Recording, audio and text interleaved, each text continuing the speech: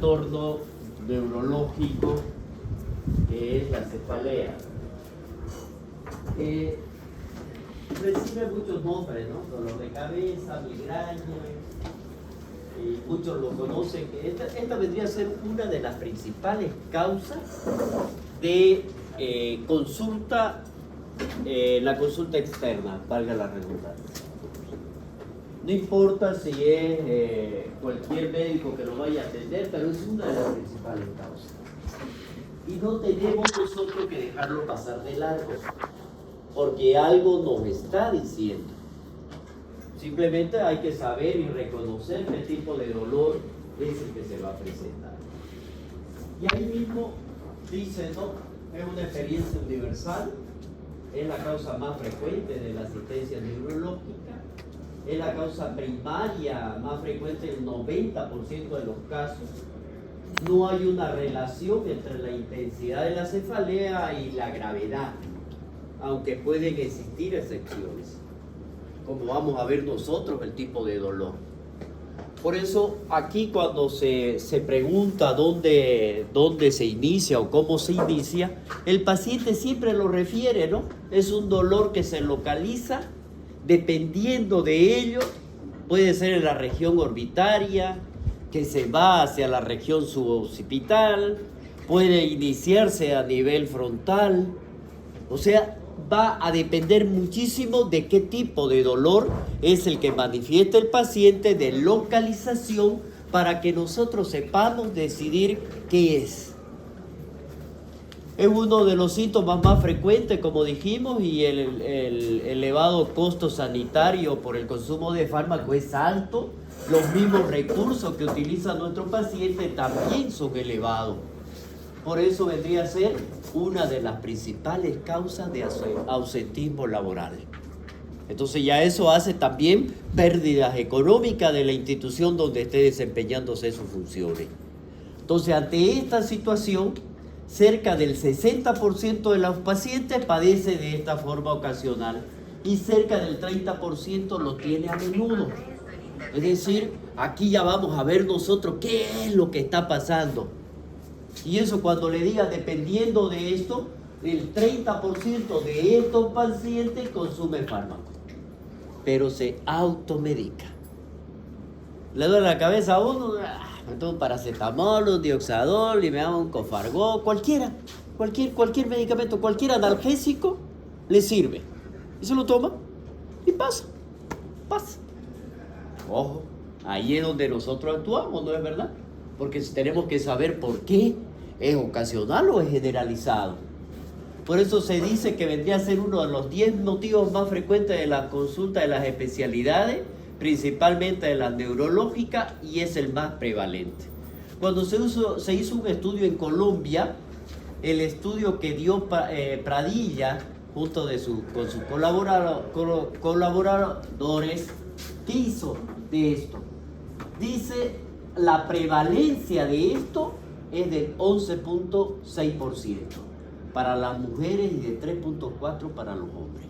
Entonces ya nos da una relación mayor prevalencia en el área urbana, ya comparado con el área rural, y el 33 al 39% siempre se va a asociar a una patología. Miren ustedes este porcentaje, casi un 40% se asocia a una patología sistémica. Y del 1 al 16% son secundarias a lesiones neurológicas graves. Por lo tanto, no es simple el dolor de cabeza. Con esos porcentajes que nos están dando, no es simple el dolor de cabeza. Por eso tenemos que saber cuándo calificarlo como una simple cefalea o cuándo clasificarlo ya de sintomático. Relau hizo un estudio donde demostró que esta incidencia superaba el 17 por cada 1000 personas al año. Y en un estudio de ADEN que se realizó, 370 por cada 100.000 personas al año. En general, aquí, ¿qué es lo que decimos entonces? La incidencia de la cefalea, de la migraña, como lo vamos a ir clasificando, da más o menos de 2 a 3 veces mayor en las mujeres que en los varones. Eso en general. con un inicio de la migraña, con un aura. Aquí vamos a diferenciar. Aquí ya me está dando una clasificación, me está diciendo migraña. Dice que algunos de ellos presentan un aura, es decir, le avisa previamente que le va a venir su dolor. Puede ser que ve estrellita, puede ser que escucha algo, o sea, ya lo reconoce. Y dice la persona,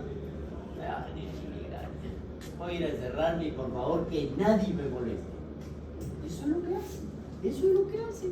Entonces le da, ¿ya? Y entonces vamos a ver aquí que los varones, más o menos la relación que existe, que hay algunas que no tienen aura, estos ya fueron valorados entre cada uno de ellos, viendo la relación a qué edad se presentaba entre el hombre y la mujer, como lo ven claramente ahí. Entonces, es un estudio que se ha profundizado de acuerdo a lo que estamos viendo de algunos que he sacado, para poderlo representar, y que son los más llamativos.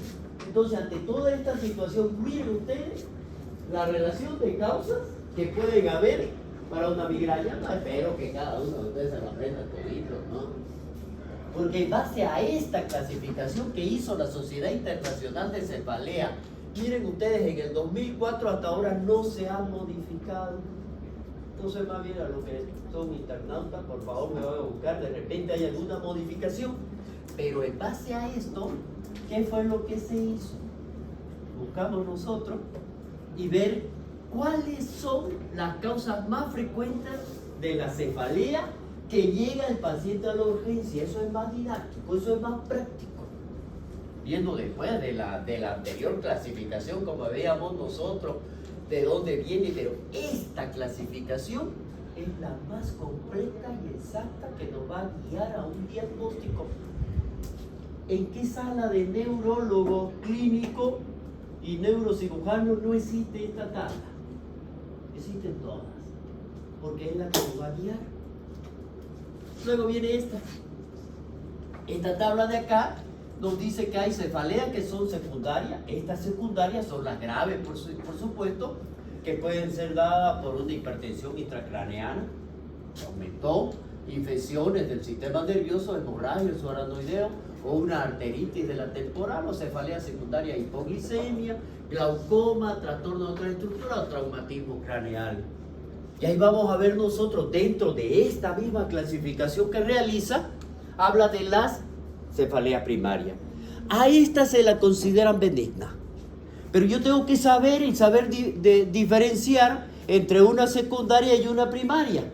La vamos a clasificar como migraña, cefalea en racimo, cefalea tensional, hemicrania paroxística, o vamos a ver que puede ser crónica o cefalea benigna provocada por el ejercicio, el orgasmo y otras cosas. Si vemos nosotros dentro de la clasificación, de la tabla de clasificación primaria, la primera tabla donde me indica las diferentes causas e inclusive de origen sistémico, vamos a ver nosotros la fenolítesis. ¿Cuál es el origen etiopatogénico? ¿Qué es donde vamos a ver? ¿Cuál es ese mecanismo? Nosotros lo tenemos que dividir en dos, para que podamos estudiarlo y podamos comprenderlo. Una craneal y la otra extracraneal. Gran parte del tejido encefálico, ojo, ya voy a hablar de anatomía, ojo, gran parte del tejido encefálico, las venas pliales, los plexos carotídeos y el epidídimo ventricular son insensibles al dolor. Por lo tanto, tengo que saber dónde se encuentra, para no pensar en que puede que sea ello y no necesariamente presentar al paciente dolor, puede que no tenga. Ojo, pero manifestaciones clínicas sí la va a tener. Entonces, la cefalea, así como tal, puede ser por las siguientes consecuencias. Miren ustedes, imagínense en su cerebro. Primero, tiene que haber una distensión, tracción o dilatación de las arterias intra o extracraneales. Segundo, tiene que haber una tracción o desplazamiento de las grandes venas intracraneales o de la dura madre. Tercero, tiene que haber una compresión, tracción o inflamación de los pares craneales raquídeos.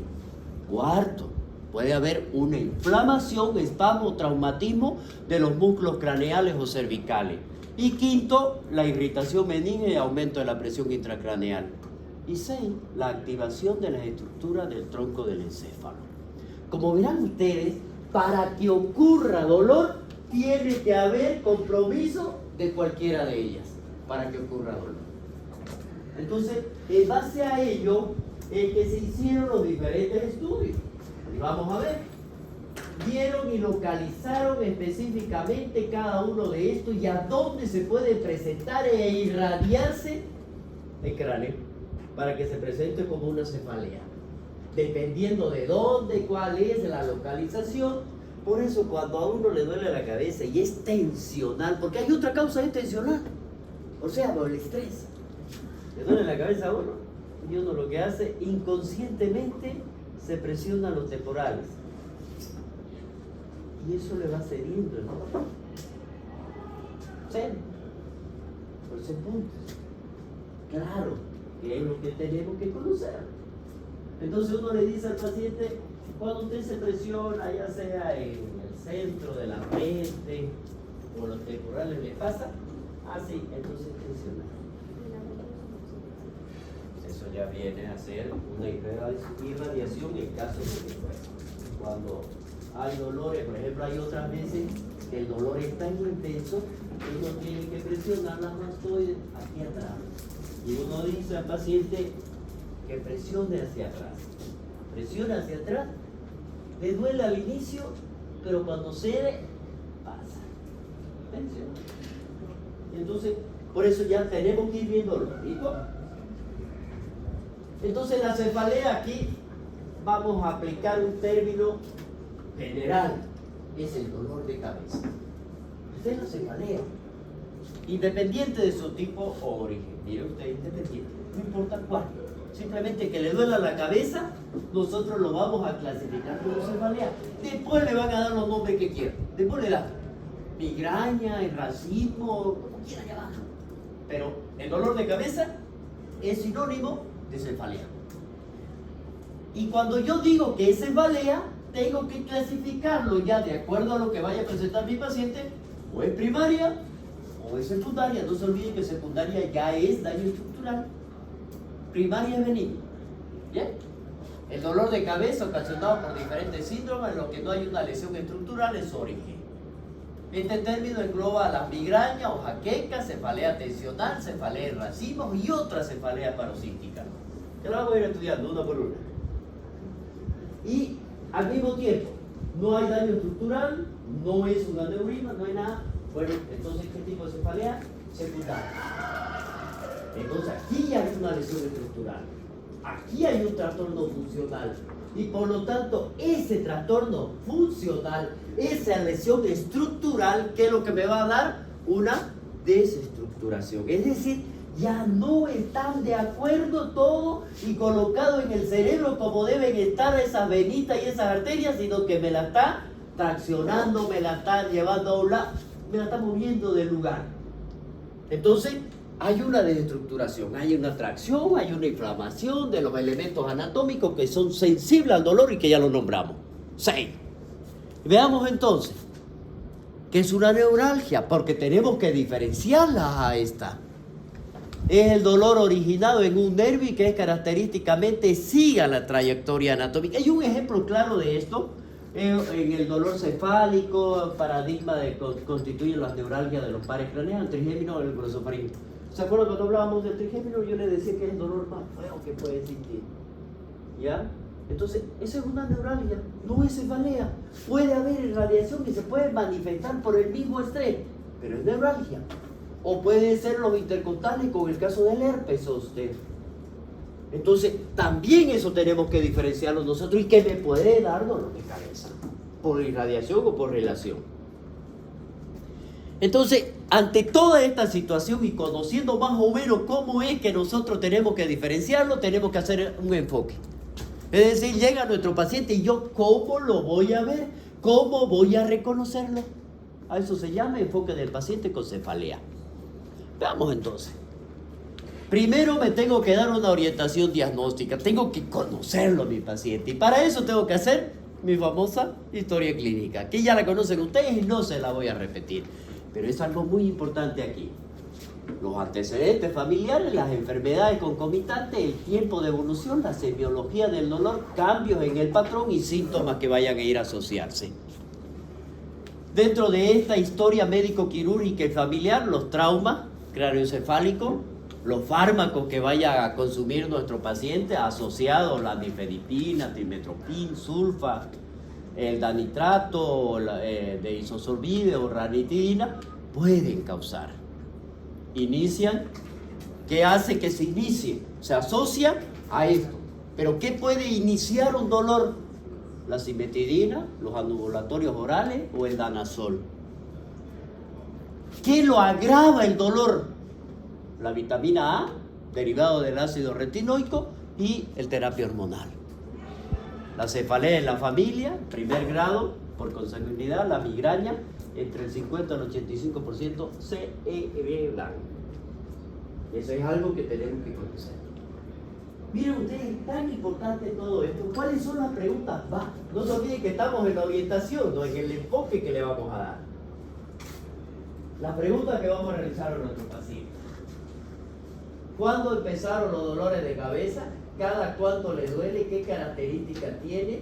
¿Cuál es la duración? ¿Cómo la vamos a definir el dolor? ¿Intenso? ¿Mediano? ¿Como que le estuvieran apretando? ¿Cómo lo define? ¿Existen factores que le producen, que lo desencadenan o que le alivia el dolor? El paciente con migraña, por ejemplo, dice: yo me encierro en mi cuarto y que nadie me moleste, que nadie me hable, apago las luces y si mi ventana tiene luces le pongo una colcha y eso me calma el dolor. Es migraña. ¿No? Entonces, ¿tiene otros síntomas que lo acompañan? Hay náuseas, hay vómito. Tenemos que saber qué, diarrea. Entonces, tenemos que saber por qué.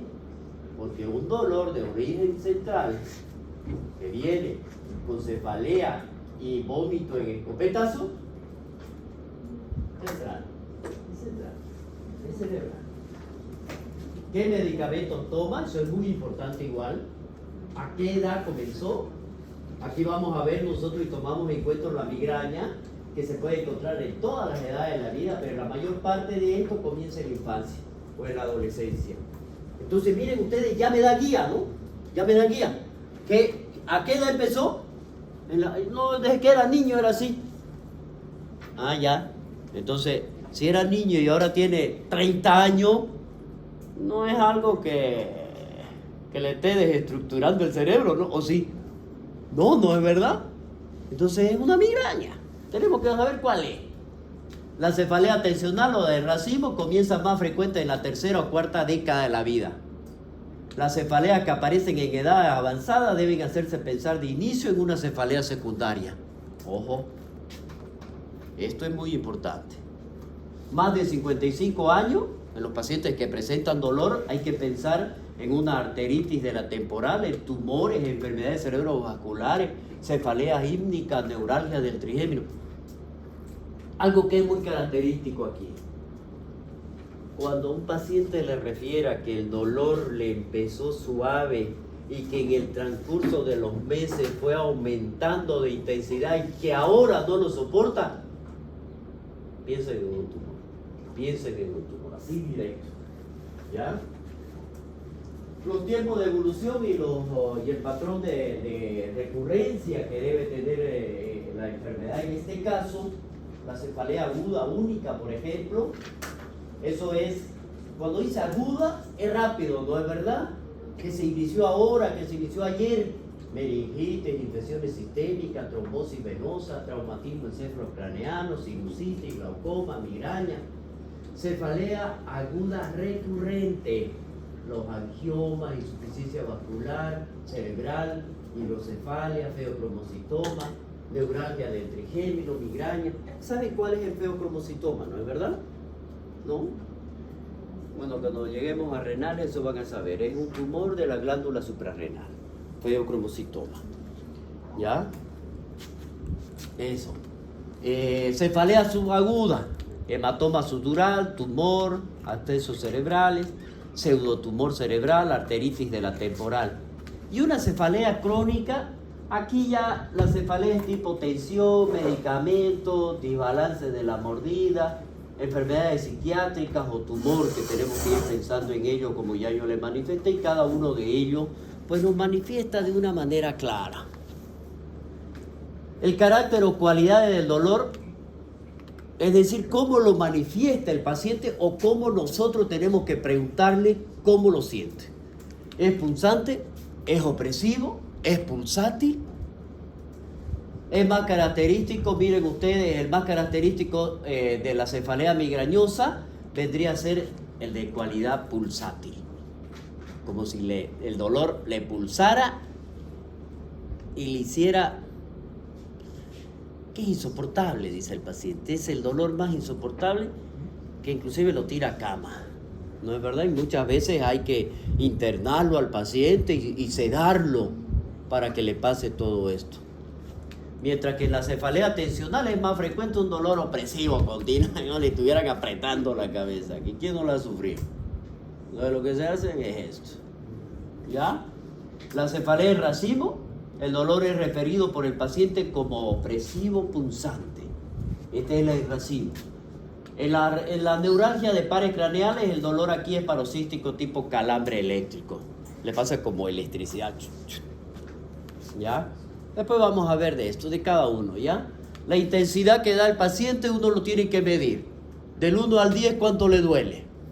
5. Ya no es tan fuerte. Pero si le dice 10, de 10 es intenso. Entonces eso tenemos que ver.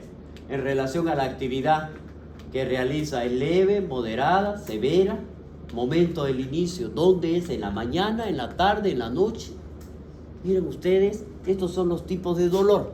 Cada vez que suba una ondita es el dolor. Cada vez que baja y se ponga rectita es que le pasó. ¿Listo? Esto, miren.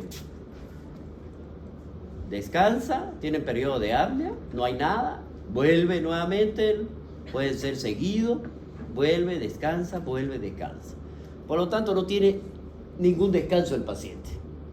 Sabe que le va a volver en cualquier ratito. Cefalea tipo tensión es un dolor que empieza de manera continua, aumenta en diferentes etapas, pero se mantiene continuo.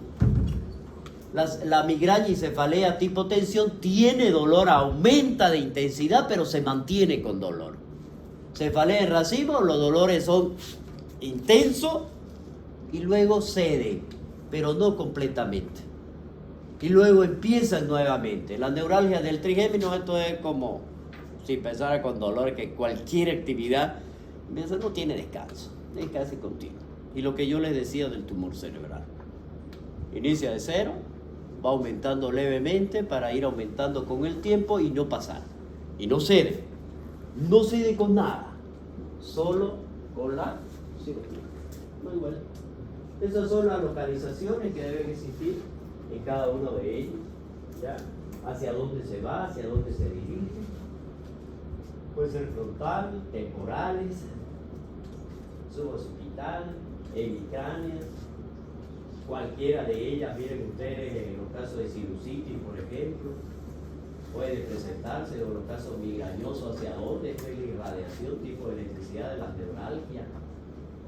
Entonces, miren, cuando es de tensión prácticamente duele todo. Cuando es por una migraña, se localiza en un hemicráneo, es decir, empieza atrás o a nivel ocular o retroorbitario y se dirige hacia atrás. Ese es el dolor que requiere el paciente. ¿Qué fenómenos se van a asociar a este tipo de dolor? Y eso es muy importante que nosotros lo reconozcamos. Se acompaña a nivel gastrointestinal, náusea, vómito, diarrea, dolor abdominal. En la migraña, por ejemplo, la fotofobia, la migraña tipo tensional, es decir, la luz es insoportable para ellos. Las auras pueden ser visuales, pueden ser motoras, pueden ser de lenguaje, signos meningio, hipertensión subaranoidea, subaranoidea y o la meningitis. Cualquiera de ellas, ya sea la hemorragia subaranoidea o la meningitis, el paciente, pues nosotros lo tenemos que ver, pero asociado. Si es una meningitis, ya vienen los otros síntomas que nosotros conocemos. Rigidez de la nuca, etcétera, etcétera. ¿No es verdad? Ahora, si nosotros vemos qué lo desencadena, miren ustedes, el estrés, el insomnio, todos los vicios que uno tenga, si nosotros vemos el tipo de comida, e inclusive el estreñimiento. Los factores de alivio, si tiene migraña y se embaraza, le pasa. O la oscuridad y el silencio en la migraña, compresión temporal en la migraña y la cefalea en racimo. No sé si uno se presiona acá. Reposo, la migraña. En el examen físico nosotros tenemos que realizar un examen físico general, precisar la temperatura, la presión arterial, lo neurológico, precisar la conciencia, los pares craneanos, el motor, sensitivo, signos benignos. Es decir, tenemos que investigar todo con nuestros pacientes. Si no, se nos puede complicar por una simple cefalea si nosotros no hicimos un examen neurológico adecuado. Cuando realizamos una exploración neurológica en un paciente con cefalea, no es nada sencillo. No es nada sencillo. ¿Ya? El nivel de conciencia. ¿Con qué medimos el nivel de conciencia? El grado. Ahora en un examen de grado tomé así, ¿no? Y le pregunté a un paciente que tenga hemiplegia. Le llegó tu paciente a la consulta externa con hemiplegia. Todo paralizado, la mitad derecho. ¿A cuál lado es la lesión? Izquierdo. Magnífico. ¿Qué vas a evaluar en tu paciente? Lo primero que vas a evaluar, la presión arterial, que los signos vitales. ¿No? ¿Qué van a evaluar primero? El nivel de conciencia. El nivel. Lo demás lo estará haciendo pues la enfermera, ¿no? Presión arterial, que lo haga la enfermera. Pero vos, médico, tenés que evaluar el conciencia.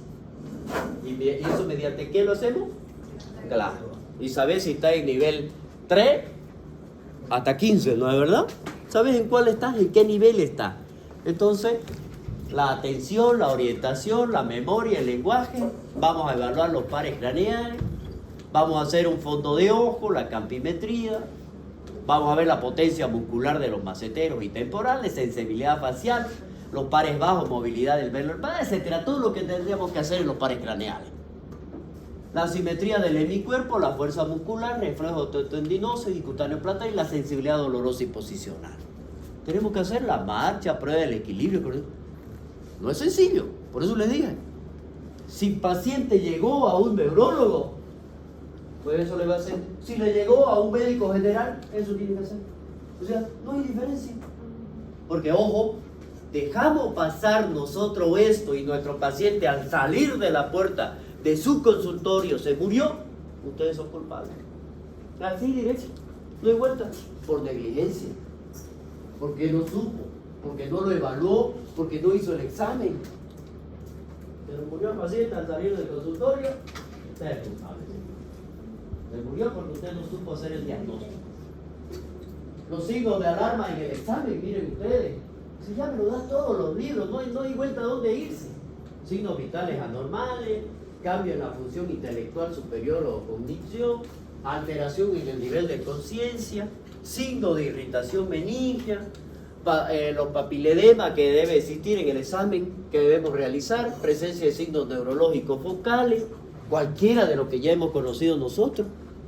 Entonces, eso me tiene que llamar a mí la atención y decirme, señor, ponete alerta porque tu paciente se te va a complicar y se te va a morir si no tomas la decisión correcta. Entonces, ¿qué voy a hacer yo si yo tengo estos signos de alarma? Ojo, signos de alarma. Examen diagnóstico que voy a pedir. Ante esta situación, ¿cuál sería la mejor opción de un examen que debe hacer? Realícelo de nuevo. Hágalo de nuevo su examen físico. Hágalo de nuevo su examen neurológico. Primera prueba que tienen que hacer ustedes. Segunda anamnesis. Realizarla de nuevo. Confirmar lo que ustedes sospecharon ante toda esta situación. La velocidad de sedimentación globular, el hemograma, ante la sospecha de una arteritis de la temporal o una vasculitis mayores de 60 años. Neuroradiólogo, valor diagnóstico para descartar lesiones ocultas. ¿Qué significa aquí? Realizar un examen tomográfico o resonancia magnética. ¿Sí es lo que vamos a ver? ¿Ven? Ante todo esto, desde el punto de vista general, ¿cómo vamos a enfocar a nuestro paciente con cefalea, dolor de cabeza? Vamos estudiando ahí la migraña. Y cuando hablamos de la migraña, ya dijimos, la sitúa en el puesto número 19 entre las enfermedades más discapacitantes del mundo entero. Es una entidad nosológica que tiene la característica principal de presentar un dolor en crisis de tipo pulsátil y que se acompaña de náusea, biovómito, o fotofobia, el sonido y la luz, su castigo para este tipo de paciente. Moderada a severa incapacidad. Va a depender de la intensidad. Entonces, si nosotros vemos y seguimos analizándolo las manifestaciones clínicas que vaya a tener el paciente, ¿cómo vamos a hacer nuestro diagnóstico? Primero nos vamos a basar en los criterios internacionales de la Sociedad del Dolor. ¿Cuáles son estos? Vamos a ver nosotros 4 de ellos. 4 criterios. Y en base a esto, nosotros distinguimos las fases de estos 4. Primero el prodromo, es decir, cómo se inicia. ¿Presenta o no presenta aura? Segundo, dolor. Y luego viene la fase de resolución. Son las 4 fases por las que va a pasar el paciente. El prodromo es lo más frecuente, son de tipo afectivo. ¿Qué significa de tipo afectivo? El inicio. ¿Será porque es amable, es sonriente? No, es el hombre o la mujer más irritante que pueda haber. O sea, no desea que nadie le hable. Cambio de carácter, pues. Una causa. Es el prodromo. El aura, aquí lo vamos a ver que es el síntoma neurológico reversible que acompaña el dolor y se caracteriza por instauración lenta y progresiva. Lo más frecuente de estos son visuales. Tipo escotoma centellante, es decir, como si aparecieran brillos por todos lados y el paciente lo ve. El dolor es unilateral, como dijimos, pulsátil, aumenta con la actividad física y se acompaña de náuseas y fotofobia o sonofobia. ¿Qué es lo que tiene? ¿En qué consiste esto? El dolor de cabeza, que son ataques frecuentes, muy variables, de intensidad y duración. Suele ser unilateral, ya dijimos que se asocia ya sea a la foto o a la sonofobia. Náuseas y vómitos son esas que se van a exacerbar, van a aumentar ante cualquier movimiento cefálico y esfuerzo. Es decir, el paciente se le habla de atrás y el paciente hace esto, no es más, lo desencadenó y se exacerbó el dolor. ¿Ya? Cualquier cosa que haga. O peor, si hace un esfuerzo físico, alza algo, cualquiera. ¿Ya? Lo más habitual es que se inicie en la segunda o tercera década de la vida y la frecuencia de los episodios van disminuyendo con los años, van a ir disminuyendo. El principal factor que lo desencadena es el estrés. La segunda clasificación que le da el estudio internacional que se realizó en el 2004, que fue el que vimos nosotros, de acuerdo a las clasificaciones, miren ustedes, es la forma clínica más frecuente de la migraña con áureas, sin áureas y crónica, de acuerdo a esto. Hemos desglosado una parte de la clasificación que nosotros estamos viendo. Por lo tanto, lo clasifica, miren ustedes, migraña sin aura y con aura, cada una de ellas. La hemipléjica, migraña tipo basilar, síndrome periódico de la infancia, habitualmente precursores de migraña, vómito cíclico, migrañas abdominales, vértigo paroxístico. Y como verán ustedes, miren, la migraña retiniana, inclusive de la migraña, vamos a ver aquí las complicaciones de la migraña dentro de esta misma, migraña crónica, estatus migrañoso, la migraña probable, migraña sin aura, probable o la migraña con aura probable, y la migraña crónica. Esta clasificación que nos da, de acuerdo a este estudio, de acuerdo a las fases que nos presentaron en las 4, nos permite estudiarla a cada una. Y nos dice en forma general, miren ustedes, según la etiopatogenia, Su etiología es poligénica, es decir, y multifactorial.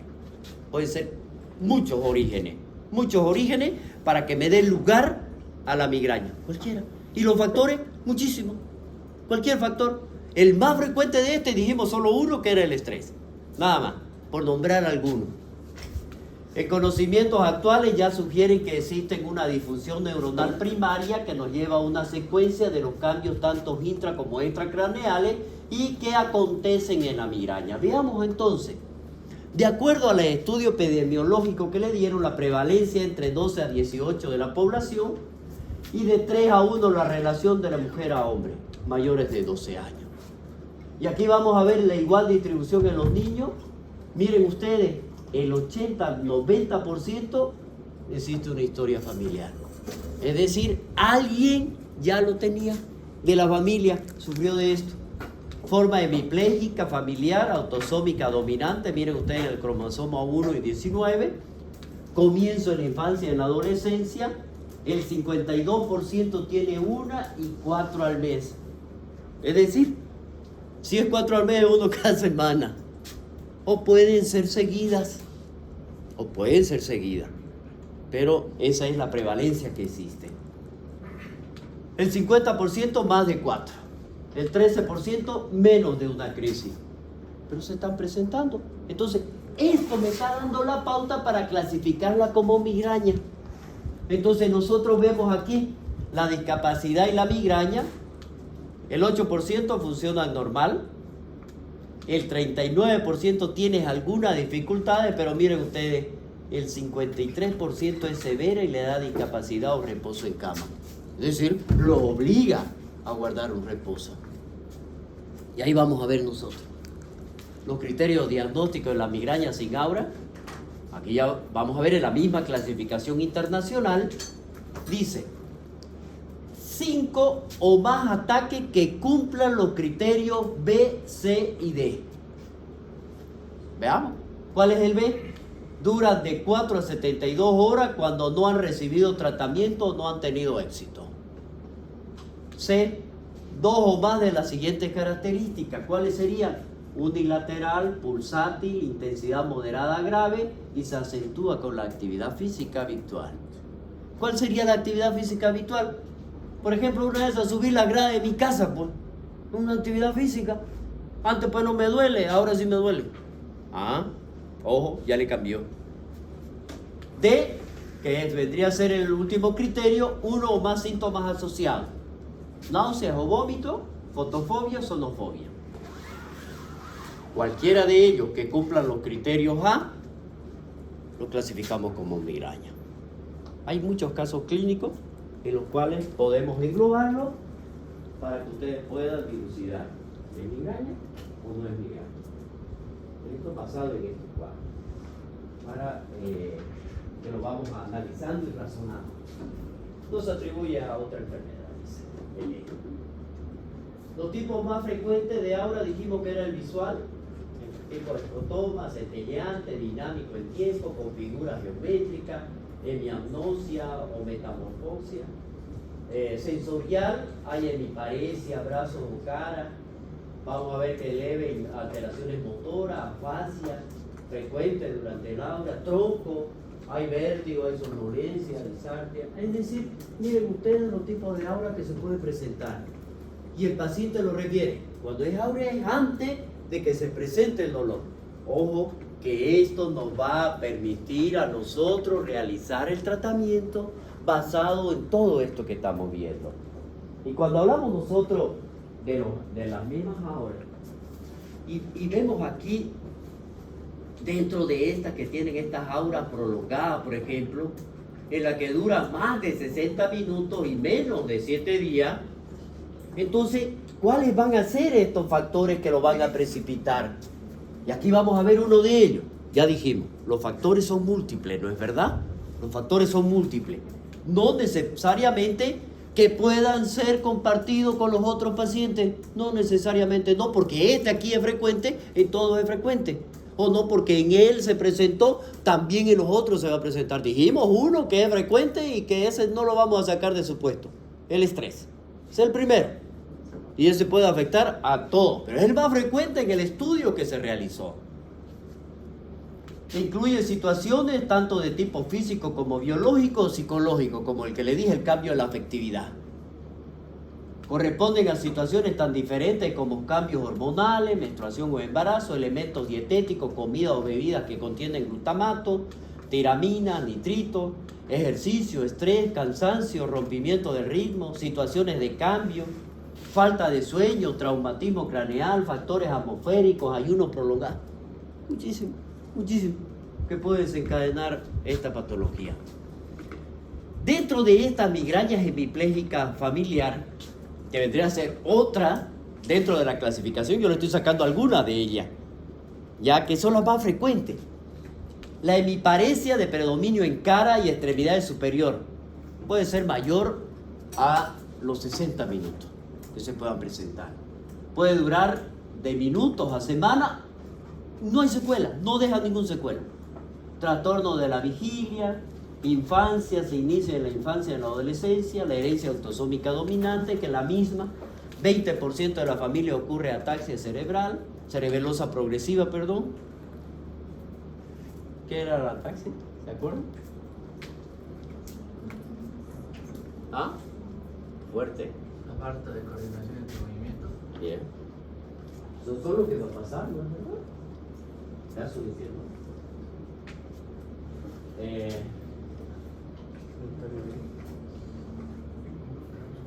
Otras enfermedades que puedan ocurrir.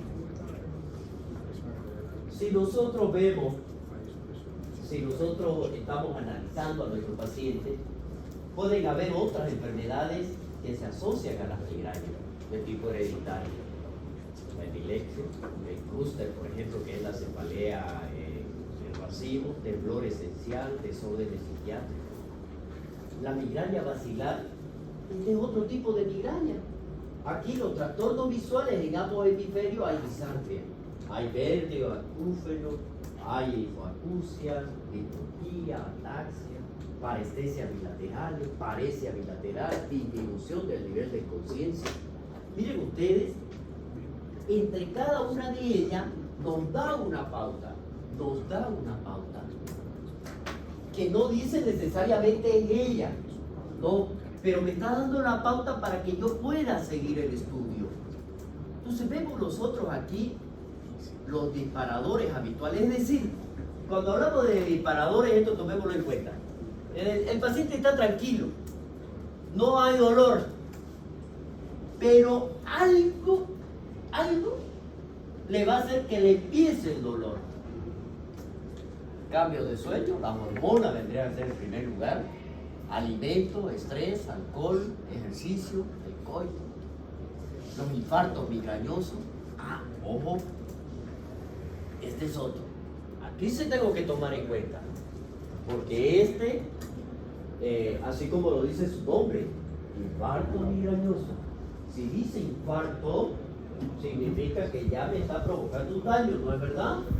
Condiciones: durante o post episodio de migraña con aurea, déficit que persiste más de 72 horas, radiológicamente comprobar la presencia de un infarto cerebral. Cuando hablo radiológicamente no me estoy refiriendo a la radiología, mejor dicho, a los rayos X específicamente. Hablo de los estudios radiológicos, y los estudios radiológicos son aquellos que emiten rayos X, y dentro de ellos, uno de esos sería la radiografía, la tomografía. Ya, eso lo vamos a ver, porque la resonancia magnética no emite directamente, ni la medicina nuclear utiliza rayos gamma. Entonces es algo que nosotros tenemos que tomarlo en cuenta, ¿listo? Para que no confundamos, porque con rayos X yo no voy a ver cuando de verdad un infarto. Tendría que ser una tomografía para que yo lo pueda ubicar. Entonces aquí vamos a ver, descartamos rotundamente otra causa. Estoy sospechando en un infarto migrañoso, tengo que pedir tomografía para que me confirme mi diagnóstico. Si no hay infarto cerebral, descartamos infarto migrañoso. No es. Entonces, ¿qué es? Tenemos que buscarlo. Para eso nosotros tenemos que realizar exámenes complementarios. Y cuando realizamos exámenes complementarios, ¿qué es lo que vamos a buscar? Dice que acá, si bien no son necesarias las exploraciones complementarias, porque se trata de personas que ya tienen antecedentes de migraña, que ya tienen una cefalea migrañosa, pero debemos descartar siempre una cefalea secundaria entre la presencia de cualquier síntoma o signo de alarma. ¿Se acuerdan cuáles son los signos de alarma? ¿No es verdad? ¿Ya? Entonces, si hay síntomas o hay signos de alarma ante cualquier cefalea, ya yo tengo que confirmarlo. En términos generales, ¿qué estaría indicada en lo que dijimos? Una tomografía. En todo paciente que consulta por una cefalea y que refiere síntomas o presenta signos considerados de alarma. ¿Esto qué quiere decir? No le vayan a pedir pues tomografía a todo paciente que le diga, ya sabe qué, me duele mi cabeza, pero no tiene ningún signo de alarma de lo que hemos estudiado. Entonces no, tienen que justificarla. El tratamiento, ¿qué es lo que vamos a hacer con nuestro paciente? ¿Qué es lo primero por lo que está viniendo el paciente? Dolor. Entonces el tratamiento es sintomático. Tenemos que hacerle pasar el dolor a nuestro paciente y ahí es donde buscamos los analgésicos. Van de los analgésicos más simples hasta los analgésicos más complejos. Y cuando hablamos de analgésicos más complejos, estamos hablando de los opioides. ¿Ya? Y eso es lo que vamos a llegar a utilizar en nuestros pacientes que son más complicados. Siempre tenemos que acompañarlo de un antiinflamatorio, un antiemético, los agonistas serotonérgicos para ver si existe o no existe algún tipo de alteración y tranquilizar más a nuestro paciente. Estos últimos en caso ya de migraña con aura, ¿no? Administración cuando haya pasado el aura. Y vemos más bien en qué tipo de migraña, en la basilar, en la hemiplénica, en la retiniana y en la que tengan migrañas que son más prolongadas o ya son complicadas. ¿Cuáles vendrían a ser los fármacos habituales para el tratamiento sintomático? Solamente se lo voy a nombrar. No necesito que se las aprendan de memoria porque eso lo van a llevar en quinto, cuando avance en neurología. ¿Ya? Los analgésicos, los AINE, que son los antiinflamatorios no esteroideos, generalmente se lo da cada 8 horas y entre eso nosotros tenemos la aspirina, naproxeno, ibuprofeno, diclofenaco, ketorolaco, ketoprofeno, el paracetamol o el metamizol. Cualquiera lo pueden dar, pero no todos. Uno de ellos, ya que son los más simples. ¿Cuáles serían los fármacos habituales para el tratamiento sintomático?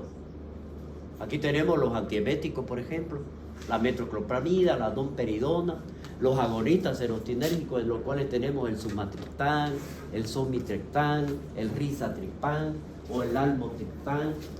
Esto va a depender de su componente psiquiátrico, psíquico.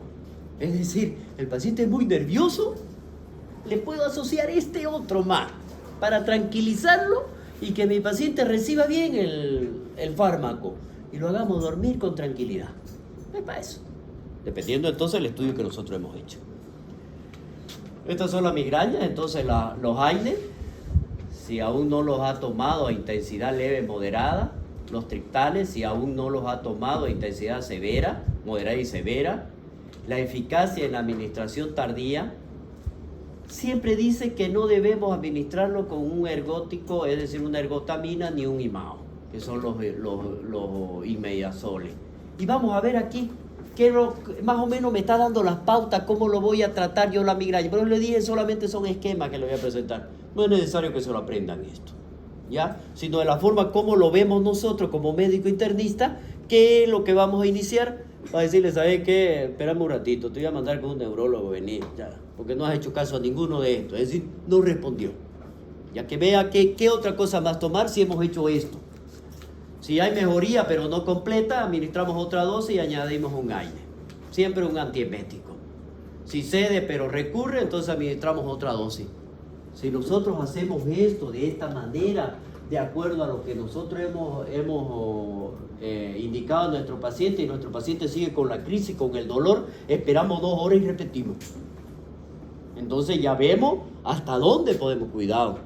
Si no cede, ya saben qué tienen que hacer. ¿No es verdad? Ante esto es que se llegó a un tratamiento preventivo. Y eso me lo dan las auras. General, aquí se suele recomendar en pacientes con más de 2 crisis mensuales de migraña. Es decir, ya tiene más de 2 que la ha medido en el mes. Los expertos sugieren que la elección del tratamiento se realice en base a las evidencias sobre la eficacia de cada fármaco. Es decir, cuál es más efectivo. A eso se está refiriendo. La preferencia del paciente, el perfil de la cefalea, en los efectos secundarios de los fármacos y la existencia de la comorbilidad. O el embarazo, ¿no? Siendo esto aquí los fármacos más usados, los anticonvulsivantes. ¿Qué es ahora lo que se están dando? El ácido valproico, el topiramato, la amitriptilina o los beta bloqueantes. Dentro de estos fármacos, como inicio, es decir, lo voy a administrar en este paciente una vez que ya tuvo esas crisis mensuales, la voy a iniciar en el mes siguiente para evitar que en nuestro paciente le vengan estas crisis. Y esperamos que le dé resultados. Dice, basado en la evidencia, basado en la eficacia. ¿Cuál es el mejor de todo lo que le estoy nombrando? ¿Cuál es el que ha dado mejor resultado en este tipo de migraña? Eso es lo que me está diciendo. Ustedes hagan con este tratamiento y de aquí vamos a ver qué es lo que pasa. Entonces, ante esto, la primera opción son los beta bloqueantes. Miren ustedes, propanolol, el atenolol o los calcios antagonistas, en los cuales tenemos la fludaricina, el nicardipino, el verapamilo. Segunda opción de esto son los antidepresivos. Entre estos, el más utilizado es el ácido valproico. Dentro de ellos tenemos el tripsol, la depaquine, la gabapentina, ahora es una de las más utilizadas como tratamiento preventivo. Aunque dice que es de segunda opción, ahora se ha optado por darlo de primera. Y ha dado excelentes resultados. Ya, los estatus migrañosos o estado de mal migrañoso, aquí es cuando el episodio de migraña con cefalea de duración superior a 72 horas, a pesar de que nosotros le estemos haciendo tratamiento. Y el dolor persiste de la misma manera. Pueden existir intervalos sin cefaleas inferiores a 4 horas sin incluir el periodo de sueño. Vamos a asociarlo, o se lo asocia siempre con el abuso prolongado de fármacos. No se olviden que es un paciente crónico. No se olviden que es un paciente que ha venido recibiendo medicamentos ya desde hace tiempo. Analgésicos, ergóticos, triptanes. Por lo tanto, lo que nosotros hagamos durante ese estatus posiblemente no le haga nada porque el organismo ya está acostumbrado a recibir ese tipo de medicamentos. ¿Qué hacemos entonces ante ello? Las náuseas y los vómitos aquí suelen ser severos. Dentro de la cefalea primaria vendría a ser una que requiere un tratamiento más intenso y en muchos casos incluso meterlo a un hospital. Si es que no responde. Cuando digo meterlo a un hospital hay que internarlo para que hagamos el tratamiento ahí. Y estos son, miren ustedes, qué es lo que nosotros vamos a hacer. El paciente que recibe su matriptán, su cutáneo o cualquier otro triptán de ellos que nosotros hemos visto, miren, dice no administrar si se ha agotado la pauta de dosificación y considerar contraindicaciones cualquiera de ellos. Ojo, ojo, con todo esto nosotros tenemos que tener mucho cuidado porque es subcutáneo. La administración es subcutánea y entonces si falla, miren ustedes que es la primera opción que me está dando, ¿no? Si falla aquí, entonces le hago prednisona. ¿Qué es la prednisona? Dicen que es un corticoide y cuando hablamos de un corticoide es el antiinflamatorio puro. No tiene otra acción, pero es directa. Oh, pero es un corticoide. Oh, pero es un corticoide. Entonces aquí utilizamos la prednisona o desametasona o metilprednisolona y aquí ya me dan las pautas descendentes. Es decir, está viendo que ya está cediendo.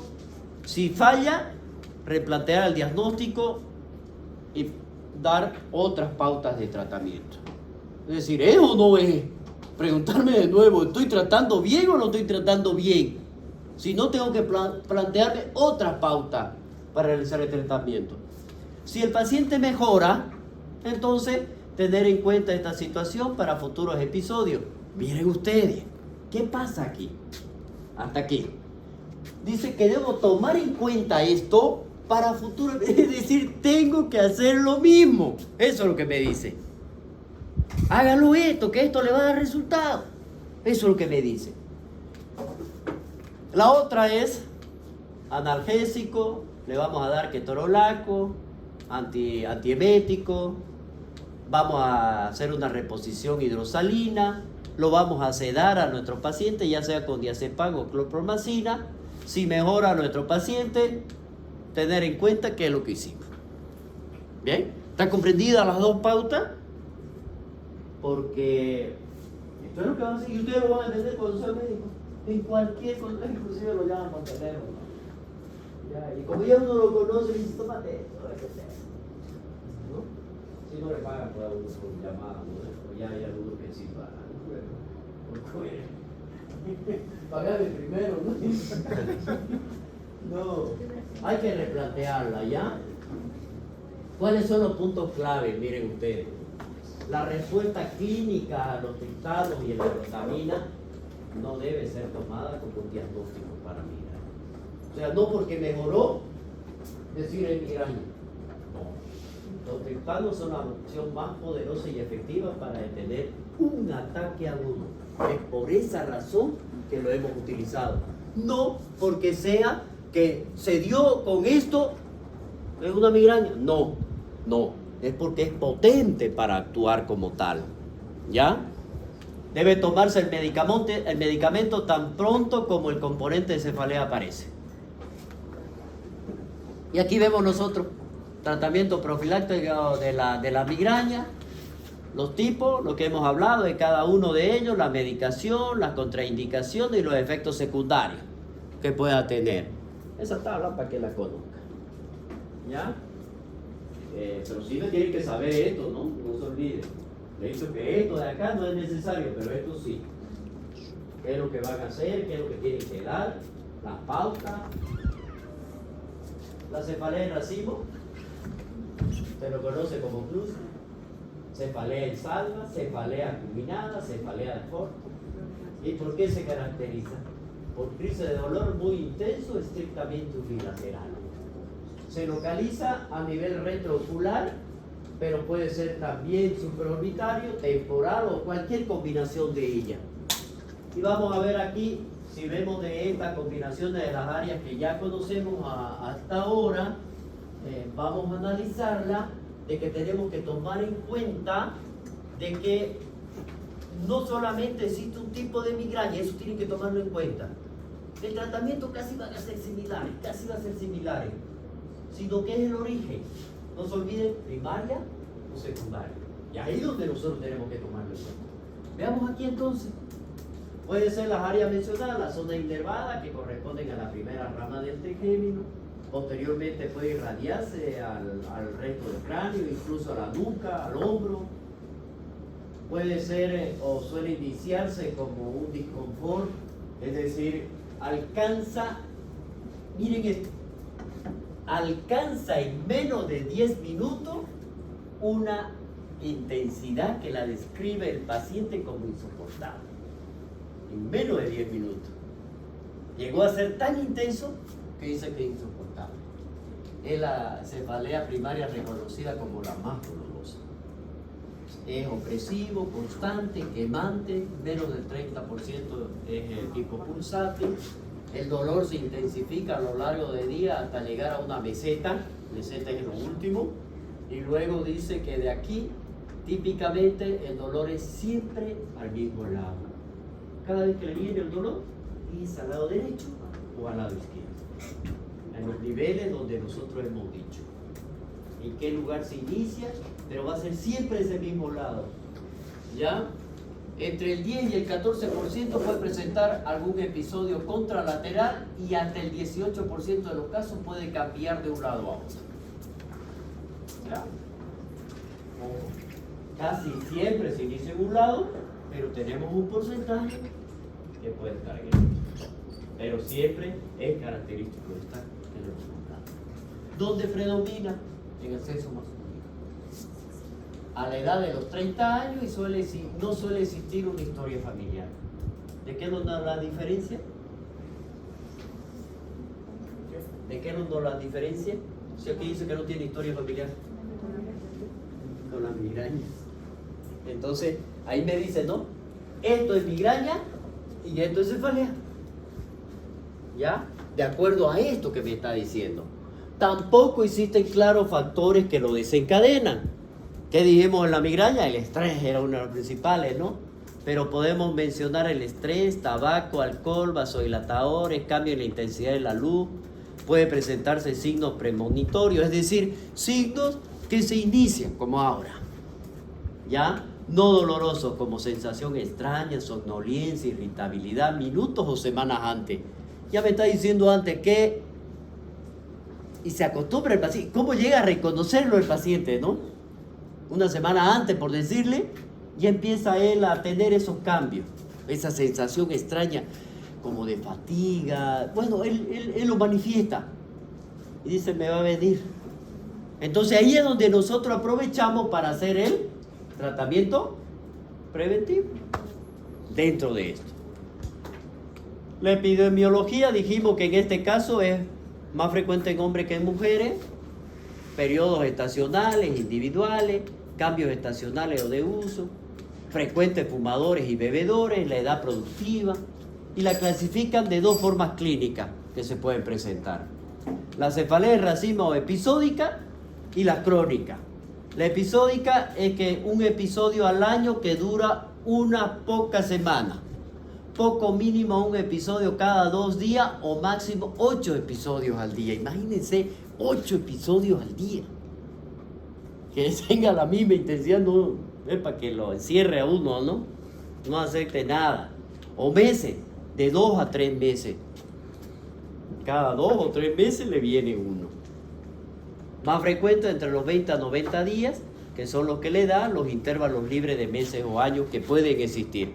Puede ser que le dé 2 episodios en el año y de ahí no le venga durante 2, 3, 4 años. Y de ahí vuelva nuevamente, o meses puede descansar. La crónica, esta es la episódica. La crónica aquí se presentan durante más de un año seguido o los periodos de remisión son inferiores a un mes. Son infrecuentes, no sin intervalos libres de meses, en episodios de dolor diario, de difícil manejo, porque no sabemos cuándo se le va a presentar ni en qué momento, pero lo sigue presentando. La genética sugiere que hay una predisposición genética con alteraciones vasculares. Parece tener un patrón autosómico dominante y el único padecimiento que se asocian son con las entidades es la migraña. La cefalea primaria, la más dolorosa, dijimos la edad de inicio entre los 27 a 31 años y la historia familiar positiva es un 7% de los pacientes, es decir, es bajísima. Es bajísima. Forma clínica más común, episódica, y este es el cuadro clínico que va a presentar el paciente. Por lo tanto, la misma sociedad internacional hace que lo clasifiquemos nosotros para poderlo tomar en cuenta. 5 o más ataques que cumplan los criterios BAD. Dolor intenso unilateral, orbitario, supraorbitario temporal, que sin tratamiento dura de 15 a 180 minutos. C, entre un ataque cada 2 días y 8 ataques al día. Y el D, uno de los siguientes: inquietud, inyección conjuntival, lagrimeo, edema palpebral, congestión nasal o rinorrea, sudoración facial o de la frente, miosis, una tosis palpebral de predominio ipsilateral, del mismo lado que ese donde le inició el dolor. No atribuirlo a otra patología. No hay otra patología de base. Por lo tanto, miren ustedes, ya los criterios me los dan. Entonces no hay dónde pelarle. La particularidad clínica que tiene la periodicidad parece estar en relación con el número de horas de luz de día Puede haber transformación de formas episódicas crónicas. Los ataques aparecen principalmente de noche. Miren ustedes, ¿qué diferencia con la migraña? Es la fotofobia, es la luz. Signos distintivos con neuralgia trigeminal y migraña. Factores precipitantes, el alcohol, fármacos vasodilatadores, la histamina. La característica del ataque agudo, la duración promedio es de 45 hasta 90 minutos aproximadamente. Estrictamente unilateral, se presenta sin aviso, reporte de 6 casos con aura y los síntomas gastrointestinales son raros. La intensidad máxima es de 5 a 15 minutos más o menos, es decir, ¿se acuerdan que le di yo hasta cuándo empezaba el dolor intenso? ¿No es verdad? Hasta cuándo llegaba, 10 minutos como máximo decía, ¿no?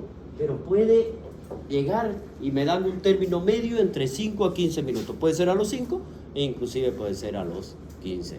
Por lo tanto, el término medio es 10 más menos 5. Si yo le pregunto. Por si acaso no está escrito. ¿Ya? 10 más menos 5. 10 más menos 5.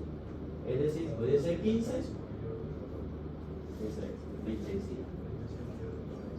Exacto. Miren ustedes la distribución periocular. Signos distintivos son los síntomas y signos autonómicos. Desaparecen al cesar el ataque, excepto el desborde que puede persistir. Prácticamente lagrimeo e inyección conjuntival. Son pacientes inquietos en el consultorio. Ocurre lo contrario en la migrañosa. ¿Se acuerdan de la migraña? Puede inclusive hasta tornarse violento. En la migraña no quiere ni mover la cabeza, ¿no es verdad? Porque si mueven a un lado, desencadena la crisis. Entonces andan así, más que todo agachados, porque se puede. El tratamiento aquí es sintomático, prácticamente. ¿Ya? Y si hablamos nosotros de un tratamiento sintomático, el sumatriptan, oxígeno con mascarilla, al 100%, tratamiento preventivo, variante episódico, miren ustedes, casi lo mismo que hemos visto nosotros, pero viendo cuál de estos es lo que podemos iniciarlo, cuál es el más efectivo, cuál es el que ha dado mejor resultado, pero ya me da una lista. Esto en las variantes episódicas. En las variantes crónicas iniciamos con el carbonato de litio. Podría ser tan contraindicado en la insuficiencia renal, por lo tanto pasamos al verapamilo o con las ergotaminas, cualquiera de ellas, ¿no? Si fracasamos con ellos, entonces ya vamos a las capsaicinas, que son los valproatos, que son un poco más intensos, que son un poco más el paciente dice, por ahí me voy a volver adicto, pero son más adictivos, ¿ya? Entonces, miren ustedes la forma como nosotros lo podemos ver. ¿Me da para esto? ¿Sí?